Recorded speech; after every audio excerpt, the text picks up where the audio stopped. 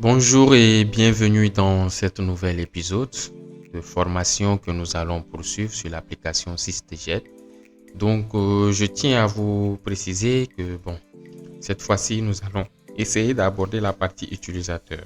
Donc, en bref, j'ai dit bonjour, je ne sais pas trop, ce sont des vidéos qui seront programmées sur une longue durée, donc je ne sais pas quand est-ce que ça va sortir, à quelle date, à quelle heure, ça sera en tout cas programmé sur nos chaînes.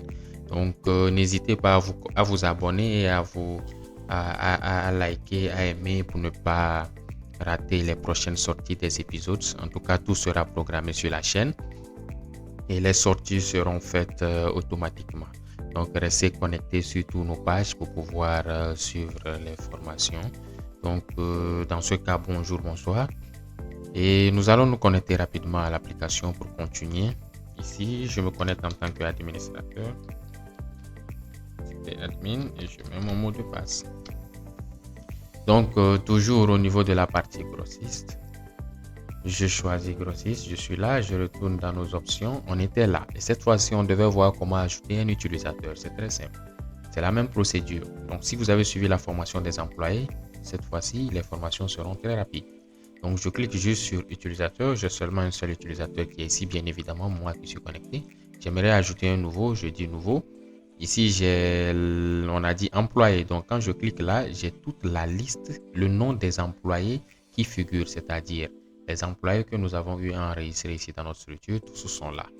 Donc, bien évidemment, un employé peut être de la structure, mais ne peut pas être un utilisateur si possible.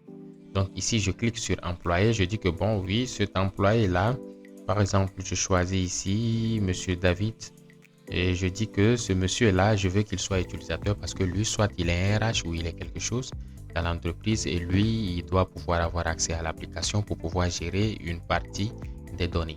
Donc, sans plus tarder, je lui définis par défaut un mot de passe à laquelle il pourra se connecter au premier abord et après, il pourra lui-même prendre possession de son compte et modifier les prochaines login et mots de passe comme il le veut. Donc, sans plus tarder, je lui définis un mot de passe. Ici, je vais dire par exemple RH service.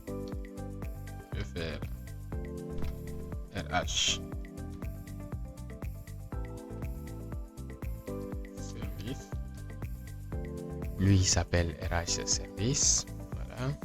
Voilà. Ici, je lui définis un mot de passe. Moi, je définis à mon niveau ici. Et ces identifiants, je dois l'envoyer normalement. Je dis par exemple qu'il est gestionnaire.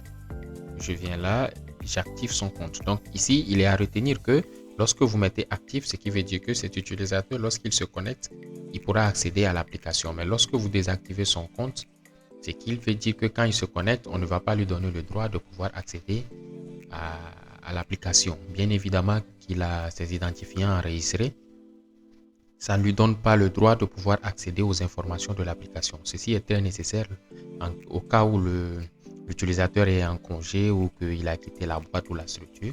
On désactive uniquement que son compte et là, on pourra garder ces informations pour pouvoir faire les bilans statistiques à la fin de l'année, mais il n'aura plus jamais accès à l'application. Donc ici, moi, je vais mettre actif. Et voilà, j'ai ici RH Service. Celui-ci doit se connecter avec RH Service. Donc, je modifie plus simplement, je mets son nom. Je vais mettre David. Vu qu'il s'appelle David, je mets son login, je dis David et j'ai choisi son mot de passe. Donc là, moi, je valide directement. On me dit que oui, les informations de l'utilisateur ont été enregistrées avec succès. Ce qui veut dire que c'est bon. Ici, nous pouvons voir David qui est là. Je vais ajouter encore un deuxième utilisateur. Et je choisis par exemple, je choisis le premier. Je viens là. Je dis, vous mettez aussi les informations nécessaires à votre niveau. Je choisis ici aussi un mot de passe. Donc ici, le droit, je dis que lui, elle est contrôleur. Et ici, je dis actif. J'enregistre aussi. On me dit enregistrer avec succès. Donc voici comment enregistrer les informations ou comment ajouter un utilisateur qui pourra se connecter à l'application. Donc ce que nous allons faire ici, nous allons nous déconnecter et nous reconnecter en tant que l'utilisateur David pour voir si ça va marcher. Et on reviendra. Et là, ça sera la fin de cet épisode. Donc là, je clique là. Je prends le milieu qui est reconnexion. Soit j'annule pour dire non, j'ai fait erreur. Ou bien soit j'éteins complètement l'application. Donc, quand j'éteins, je redémarre l'application. Je prends ici, c'était David.